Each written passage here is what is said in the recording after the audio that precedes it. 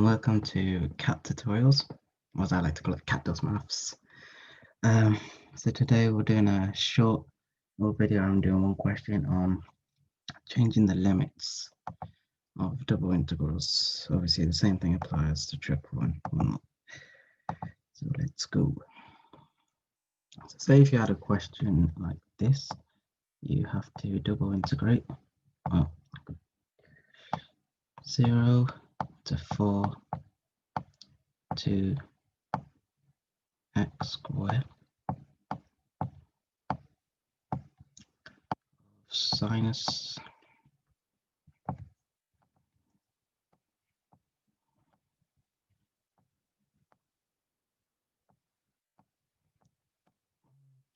dy dx. Obviously not the best handwriting, but you know. So first step, let's write out all these limits for. So I'll see each of these ones. Oh crap. No, do right. So each of these ones represents a limit. So if you look at the outer integral with respect to x, and the inner integral with respect to y. So you got x equal to 0. You got another limit. X is equal to 4. You got another one. Y is equal to 2. And you have the final one. Y square root x.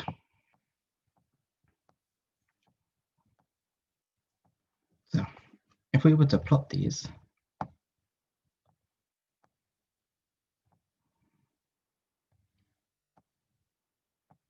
to y, the x. So I'll do the x limits in blue. So here is x is equal to 0.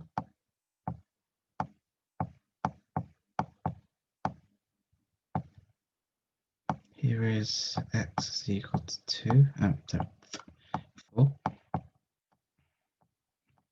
I'm plotting the y limits. So here, y is equal to 2. And then obviously you got this term coming out here. Y is equal to square root of x. So we know that the region, as described by the integral that's given in the question, has to be bound by these constraints or limits, right? So if we were to go across in the x direction, we start at x is equal to 2, this has in the integral, and then we go across to x is equal to 4, and then from the bottom it says we start we're going along the x-axis, so starting at 0, go to 4, and then it's saying for the y limit along the y-axis, we start at x is equal to x squared, and then go to x is start at y is equal to x squared, and then go to y is equal to 2. So the region that's being described is this weird-looking triangle in the middle. Okay. Obviously, in its current state, we can't integrate this. We just can't. Also, just a side note, obviously, when this comes up, this is actually plus or minus. But if you were to do the minus of that, so something like this going down, that's not bound by, it's bound, the region has to be bound by all of the limits, right? This region, yeah, it's bounded in the x, but it's not bounded in the y. So this, it doesn't have this y is equal to 2, or it's co-representative here. So we only consider the positive in this question. Okay.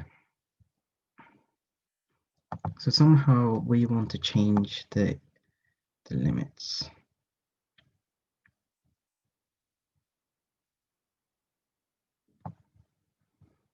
So the way that I think is an easy way to do this is this. So we want to change them from what for currently these limits are y in terms of x, so y is a function of x. We want to turn them into x as a function of y.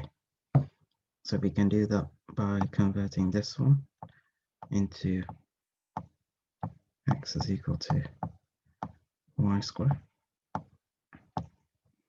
And then you can convert this one. Obviously, if it's constant like this, so if it was y is equal to 2, then this would just be x is equal to 0.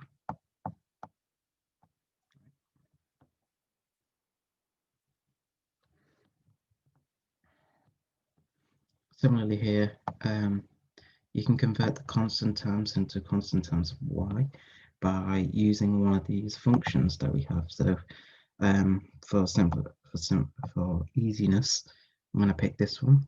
So if x was equal to 4, plug that into there, you would get y. We're only considering the positive region.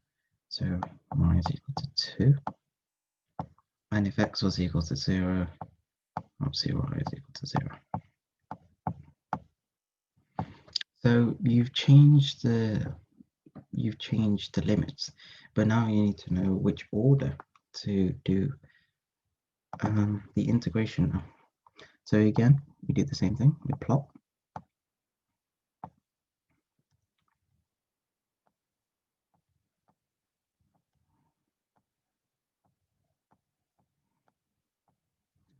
Okay.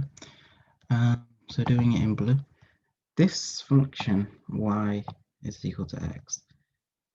It's the same as this, right? Both of these are describing the same thing.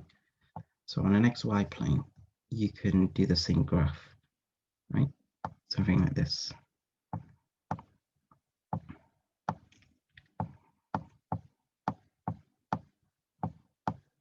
They're both the same. So you've just squared it, or give that square root it. So for x, so that's x is equal to y squared. Now we have here x is equal to 0. Then if you were to do the y integral, y limits, you'd have y is equal to 2 going across here. And y is equal to 0 across here. Now, doing the same analysis that you did before, if we were to go along the x direction, we would start at x is equal to 0, and then we would travel and hit x is equal to y squared. So our limits of x are 0 less than or equal to x less than or equal to y squared.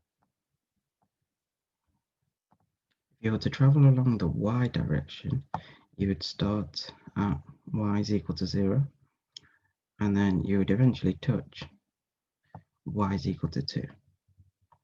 So 0 less than or equal to y is less than or equal to 2. So therefore, I'm just going to clear it.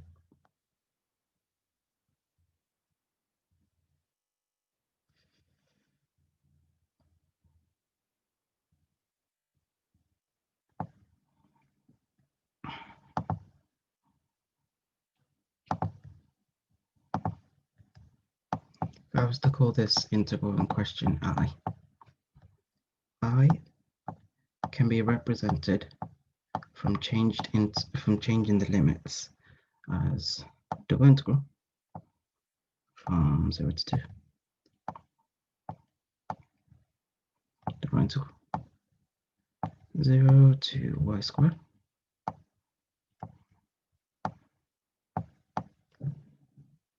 sine of y cubed, keeping the function that you're integrating constant because we don't have to change them.